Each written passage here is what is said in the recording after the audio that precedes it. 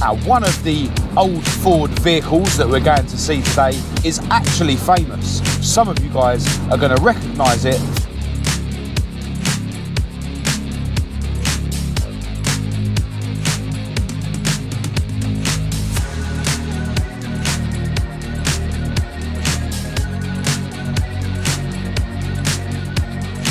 Well, it's fair to say that this thing's right up my street.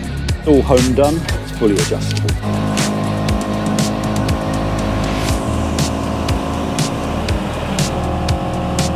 It goes really well, doesn't it? Well, Jonathan's insisted that I take it for a rip, and he's insisted that I use every rev.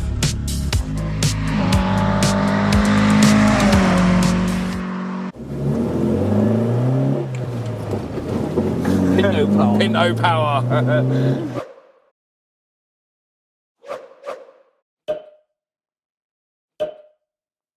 Hello and welcome to this video.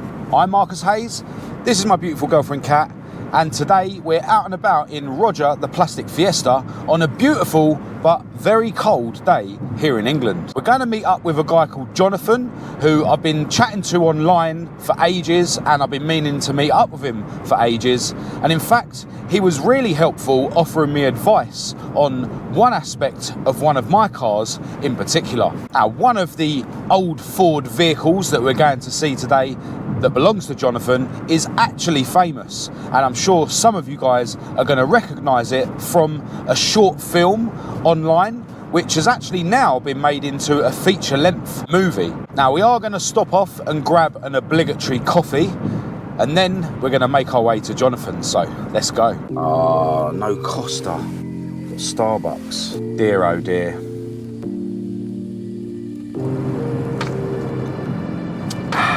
It's no Costa, but it'll have to do.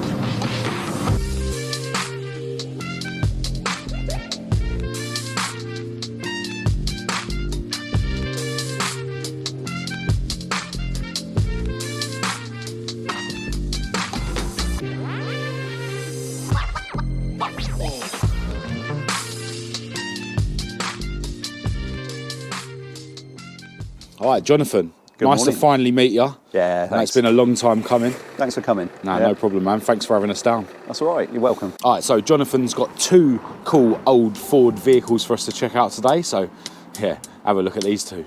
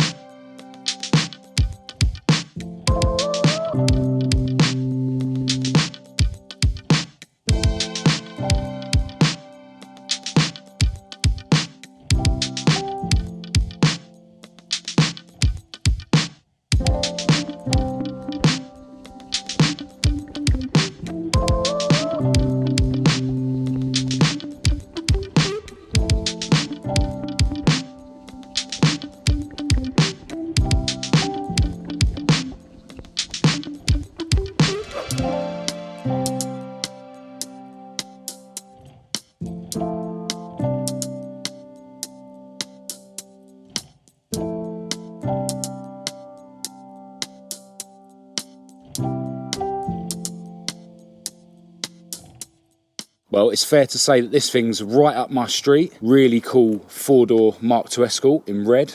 Quite tastefully modified in terms of the exterior styling. Loving the front spoiler on it, and really like the spotlights with the smiley face covers on them. This originally, Jonathan, you were saying, was an L? Yeah, it was, yeah. Had it from 10 years back. It was an export that never went abroad. It stayed in the country. The chap who ordered it specifically wanted all the chrome work, and it never went abroad because of that. See, as you can see, it's sitting on the RS style alloys from JBW. The 2 litre badge on the wing hints at what's under the bonnet. We'll have a look at that in a little while.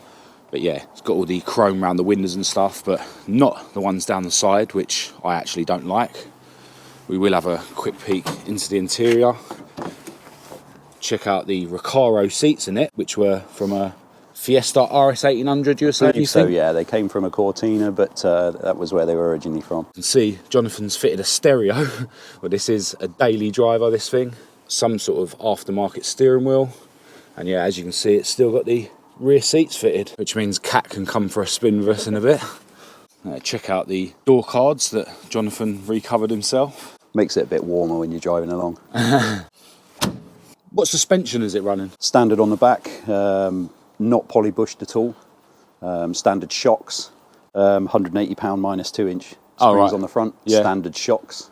It's lively. Yeah. Yeah. Well, you got 2-inch lowering blocks at the back as well? Yes, it is, yeah. Yeah. It sits nice, not ridiculously low like some people like me would do, but there's speed bumps on the estate. Yeah. Oh, cool. So it's speed bump friendly. What exhaust is that? That's from a Range Rover Sport, I believe. Oh yeah. Yep. Range Rover exhaust. Because it's a daily, it's not as loud as it used to be. All right. 2¼ inch all the way through. I suppose it's about time we have a look at the heart of the beast, where most of the fun bits are. It's all home done. I'm an engineer by trade, and I made everything. Made the engine mounts, modified the sump, all the wiring, all the fueling, made the inlet manifold, made the exhaust manifold. Exhaust manifold was 2 days of work to get the lengths right. It does beat on the body sometimes, so a little bit of modification required there. Comp cams were hand carried on a plane from America by a friend because they were half the price of anything in England. 285-degree cams. Runs a 4D SC ignition module, which isn't the best, but it was done on a cheap. It runs nice, a lot of headwork, a lot of compression. Nice to see I'm not the only one using a normal Escort rad for their Zetec conversion. Never really balls over, works fine. I mean, when I had the South African rad, actually, I used to have like a bit of cardboard in front of the rad in winter. Have you done the same? Yeah. Oh, right. Oh, yeah, there you go, see? It's fully adjustable. Yeah, Zetecs like to run hot anyway, so. But yeah, no, I really like the fact that you've done all the conversion bits yourself, you know, the alternator bracket kit and stuff, and the manifold, the water rail, you know, all that kind of stuff. I have to just buy. I'm not clever enough to make stuff myself. Like I say, making the exhaust manifold took 2 days. No, I can imagine. Did you manage to get it like equal length and all that? Or? No, I went and did something a little bit different and put +2 on each cylinder. I had a 1 length and then +2 for the rest, which actually spreads the torque curve. Okay. And it works quite well because it's a road car. Does it sound a bit Subaru-y then? Like? No, not too bad. Not too bad. Yeah, but making it +2 on each of the other 3 cylinders it was hard work getting it in there. Yeah. But it looks sweet though, especially with the exhaust wrap on it and stuff. Yeah, that helps with under bonnet temperature a lot because it breathes straight in through the carbs. There's no ducts or anything. Yeah. It does help. And it's fair to say that Jonathan's a bit of an expert when it comes to bike carbs. Gave me loads of advice through the internet when I was trying to get mine to run properly. It was very hard to put into a text message which bits you should change or which way you should go without hearing it or watching it run. So you got there in the end. You did really well. No, I appreciate you taking the time to give me advice on that. All right, so you've very kindly offered to take us for a rip in this thing, which I can't wait for. But first, shall we have a look at the tramper van, you call it? Tramper van, yep. Cool.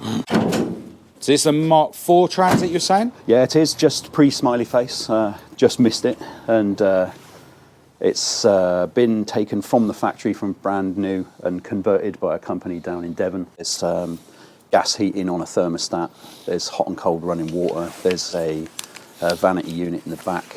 If you open the back up and put a shower curtain around, there's actually a shower head unit. Oh, nice. You could literally live in it. It would have been quite nice when it was new. Yeah. But it needs some love. It needs a lot of body work, but it's going to be worth doing because it's so solid underneath. Oh, cool. It's done 70,000 miles. It's a 2-litre Pinto, and it runs really sweet. They're Mark 7 transit alloys. All right, cool. They've been modified on the inside to fit. You have to remove quite a bit of material on the inside in the right places for the studs that come out the hub. But it drove a lot better than the originals. Yeah. Speedo's still quite accurate as well. You know, when you go through the flashing mile-an-hour signs, it's pretty spot on. So the rolling radius, including the tyre, must be sort about of the same. About the same. Yeah. Let's have a look at the Pinto lump. I can see you've gone ahead and heat wrapped this exhaust manifold. Did you make this one as well? Yes, I did. You did, really? Yeah, honestly. I made a 4-branch for it. Nobody appears to make one and sell you one, so I manufactured one from a Cortina one. Drilled the airbox for a little bit of airflow. I bought the Not just to make it sound cool. It does sound cool as well, but yeah. I bought it originally. It wasn't very good. It didn't start. It didn't run very well. Found that the cam timing was 2 teeth out. Rectified that. Made the manifold. Drilled the box in Mexico. I've had 93 mile an hour out of it. Nice. Yeah. Which is not bad, seeing as it's a camper and it's got loads of weight in it. It's not very aerodynamic. All right, so I suppose now it's time to take the Mark II for a rip. Okay. Cool, let's go. Chap who originally bought it from a very local Ford dealership, and we believe that the chap that actually sold it, the car salesman, my brother married his daughter, so it is quite a well-known car. All right. I've known it since it was new. They're a friend of the family. He had no children at home at the time, and unfortunately bought a car with too many doors and not enough wing mirrors. It only came with the right-hand side. Yeah. I bought a new old spares in-box left-hand mirror, which are quite rare. Yeah. And way overpriced. And I put it on and adjusted it about 2 weeks later and broke the glass. Oh. As you know, you can't buy the glass. Yeah. So tell me about why this car is famous, genuinely famous.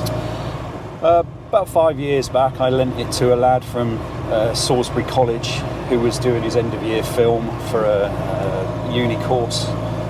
He put a shout out to people for any 1980s and 70s vehicles that he could use because it was based in the 80s. And I came forward. He came and viewed the car. I took him for a spin. He liked the car. And it was used in a YouTube film that's had 4.5 million views called The Fence. Yeah, I did see it years ago. 4 years after that, he raised the money to produce a film, and that ended up in cinemas locally at Bristol, Southampton, Leeds. I think there was one in Northern Ireland. And he got a few characters together and produced quite a good film. I saw it a couple of times at the cinema. They did really, really well. And the star of the show, Eugene Simon, is actually from Game of Thrones, and he was driving my car, so quite pleased about that. Yeah. I was a Thrones fan. All right. But they took it away for 6 weeks filming, and everybody loved the car until they had to drive it back about 100 miles from one location at 2 o'clock in the morning when the heaters didn't work. So they weren't so keen on it then. So you were saying that you'd done headwork on this Zetec lamp. Did you do all that yourself? Yeah, I did all that myself in the garage. Done a few engines over the years, built a lot of motocross bike engines, oval circuit racers, messed with nitrous systems and turbo systems. I wanted to keep this fairly road It mannered. sounds really not like quiet, smooth. It carburetes really well. Yeah. I put a lot of time into the carbs. Yeah. It's not excessive. The cams, being 285 degrees, they're not too bad. They're not too revvy. They're So still I a little had bit. a Piper 285 in my Pinto in my Mark 1, and I think it's probably the best road cab you can get. Yeah, it's about max they you really pull want on the from road. Nice and low down, don't they? Still. Yeah, still make a little bit of Yeah. torque and drivable. These were, as I said, hand carried on a plane from America by a friend, and I still owe him a favour for That's that. cool. Spent a lot of time timing them in to get them where I want them on the road to make the right power curve. Like my car's, moored. It's a standard ST170 standard cabs, and I've got the VVT, and it don't drive nowhere near as smooth as this thing, does it? This is, like I say, it's not programmable, anything on it. It's a standard 40 SC module that used to pick up for 30 Oh, is quid. that the red box? Little red thing? box, yeah. Yeah. This one's from an XR2, so Right. I don't know if it's any different advanced curve or anything, but it runs really sweet and the jetting's spot on. Have you had this on the rolling road then, or? Yeah, a long time back, had a friend who was upset because it made more than his Clio 192 with a lot of tuning bits. What did this make? I'm not going to mention his name because he was quite upset about that. Okay, yeah. In the end, it made 203. Okay. That wasn't on that day, that was a different day at the same Okay. place, but they're gone unfortunately now. Really nice local company. They're not around anymore. Here's a question. Did your mate's 192 make 192? No, it's not. See, that's the difference between manufacturers' claimed power output and actually putting it on the rolling road. Yeah. Loads of people, when I say that my cars are 160 and 185, like, oh, is that all? It's enough in a lightweight car like this. Lightweight real drive car, no ABS, no traction. Little 13-inch wheels. Yeah. Right, you all right to make a bit of noise? Yeah, go for it. Okay. You all right in the back to make a bit of noise? All right.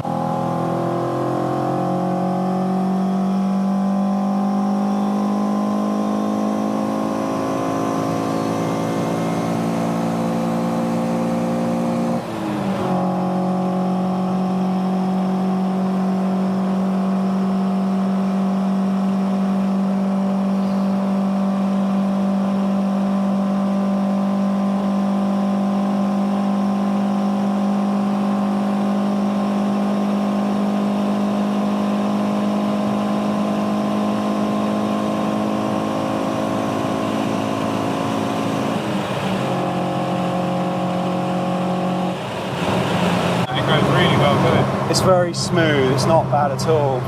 For the cums that are in it, there's quite a lot of mid-range because I've timed it back to make a little bit more in the mid-range.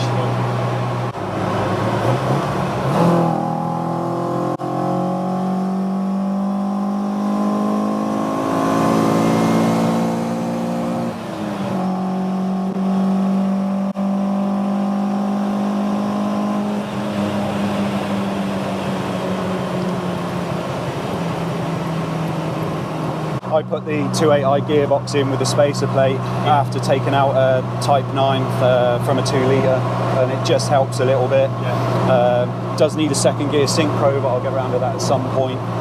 But that with 354 diff just makes it a lot nicer to drive.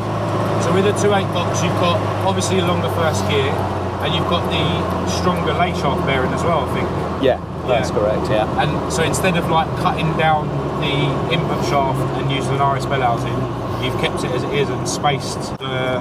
Yeah, it's a 19mm spacer plate in between the bell housing and the gearbox. And I swapped the box and 50 quid, no, a diff and 50 quid for the box. Yeah, you can't get them for 50 quid anymore. No. Spent a lot of time doing this jetting. Yeah. Bring more down. I remember you saying to me, bring more down, we'll make it the same, all right? Got lots of spares. I mean, to be honest, the carbs I'm using aren't the best for power, but they were given to me. Yeah, fine. I think they're 37mm my ones. 37s or 39s, don't know. Yeah. Some people use like the 40. These are 42s. Yeah. What bike carbs are these, by the way? It's called a Honda Super Blackbird. It's a CBR 1100. Okay, cool. Supposedly good enough for 220 horsepower. They do flow well. Yeah.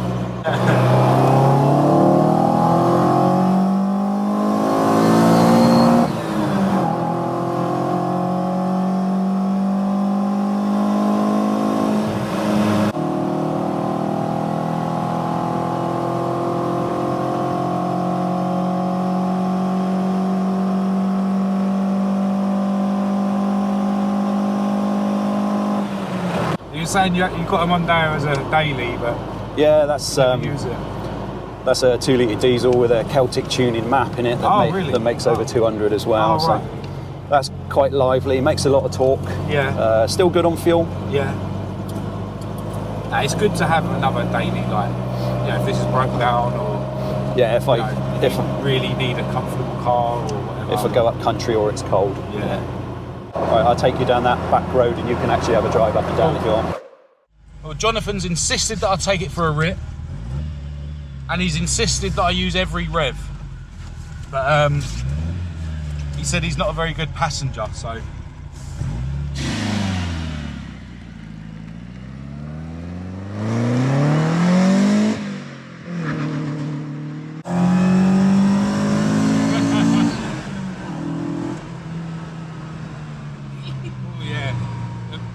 The brakes, could do with being a little bit better. Right, we'll go down to second.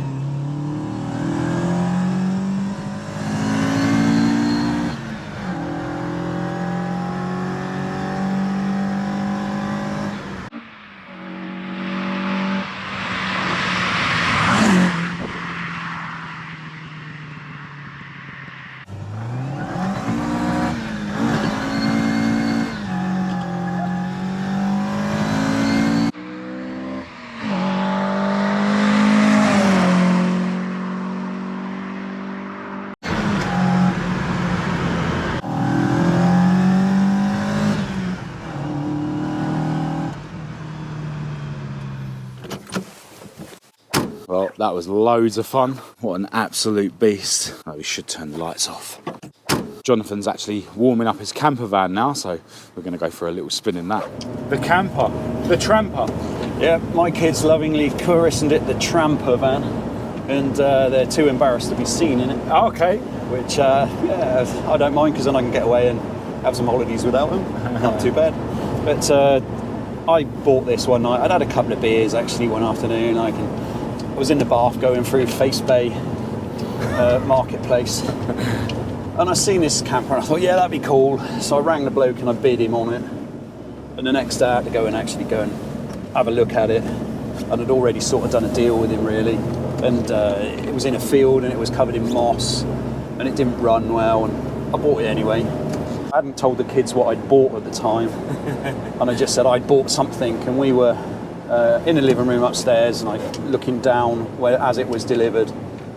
And my 15-year-old at the time actually swore,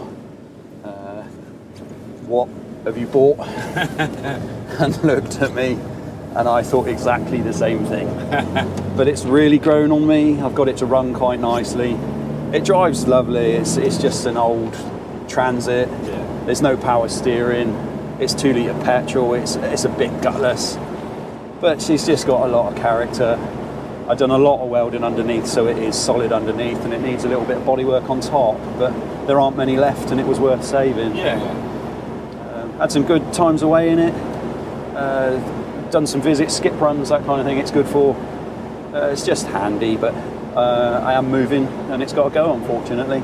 How can people contact you if they're interested? Shall I send them your email address? Or? Yeah, email would be fine, or a Facebook link. Yeah. Yeah, ask any questions.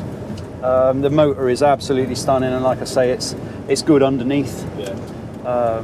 My MOT inspector actually was quite surprised at what a good job I'd done, so he was happy about that. But it does need a bit of bodywork now, but it is worth saving. Yeah. It's just had a new screen as well. It drives nice, all the gears work nice, brakes are good. Custom exhaust manifold. Custom exhaust manifold, yeah, the only one in Britain probably. That took even longer than the Escort to make. Custom air intake. Custom air intake via Black & Decker, yeah. But it just runs lovely. Cool. Just useful for getting away at a weekend, de-stressing, getting away from life really. Santa Podmobile. Oh, ideal. For the weekend. It's got gas heating in it. Yeah. Thermostatically controlled, hot and cold running water. Vanity unit in the back. A smallish double bed that the seats fold out into, but it was properly converted. Right, no synchros all the way through the box. It's a so you have to rev match it then? 1960. It goes okay, but if you crunch it, absolutely fine.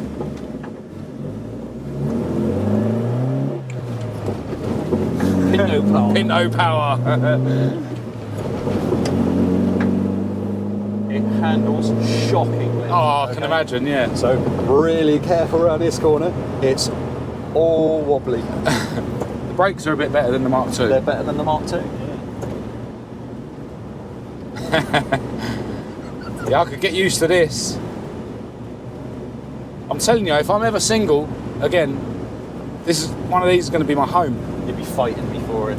If I break up with Kat before you sell this, I'll buy it. Deal. I wouldn't advise it. She's a diamond. What, the van or Kat? Come on, baby.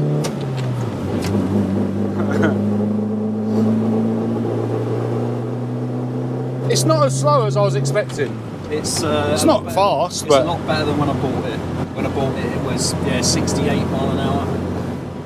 Cam time in 2 teeth out. That's really bad. Someone's put the camber on and it's 2 teeth out. That's really skills bad. That we've got aren't around anymore. Speak for yourself. I've got no skills. It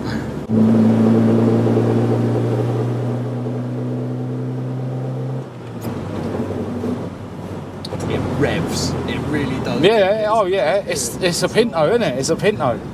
It'll rev until it blows up. There's something we didn't see earlier. A signed poster from the Fenceville. That's awesome. Literally, that is Jonathan's Mark II there. Pucker. All right, Jonathan, thank you so much for inviting me round. You're welcome. Awesome morning. Yeah, really cool to see this thing in real life for the first time. And thanks for entrusting me with both of them behind the wheel. No, I appreciate it. Yeah, Yeah, I'm sure I'll chat to you online. And hopefully see you at a meet. We'll get the 2 more doors together at some point. That'd be really cool. Well, that was awesome meeting up with Jonathan and checking out his Mordor Mk2 Escort. I will leave a link in the description to the short film called The Fence that the Escort was in. I don't think you can see the feature-length version of that movie on YouTube, but it is available on Amazon Prime, so I think we'll be watching that ourselves this evening. I'm really grateful that Jonathan entrusted me behind the wheel of the Escort and the camper van. And if any of you guys are interested in buying his camper van, which is for sale, I will leave Jonathan's contact details in the description as well. Jonathan invited us in after we'd finished checking out the car and the van. And yeah, it was really interesting talking to him about cars. He's a very knowledgeable bloke with his engineering background. And I think it's really cool that he's made all the rear-wheel drive Zetec conversion parts himself. Definitely hoping to meet back up with Jonathan at some point in the future at a car meet. I think it'd be really cool to get some pictures of Maud, my Mordor Mk2 Escort, next to his one. Now, me and Kat were due to go and check out another couple of cars today, but the guy is unfortunately busy this afternoon, so we'll meet up with him another time. But yeah, I'm looking to do loads more of this, getting out there and meeting loads of you guys and filming your cars. I've got quite a few people already booked in, and yeah, I'm looking forward to getting out and about, which is something I was hoping I would have done way more of by now that I don't have a day job to go to. Anyway, I'm going to end this video here. If you did think it was any good, please do give it a thumbs up and a share. If you didn't, give it a thumbs down. Click subscribe and activate the notification bell to keep up to date with all my future uploads. I'll leave links in the description to my Facebook, Instagram, TikTok,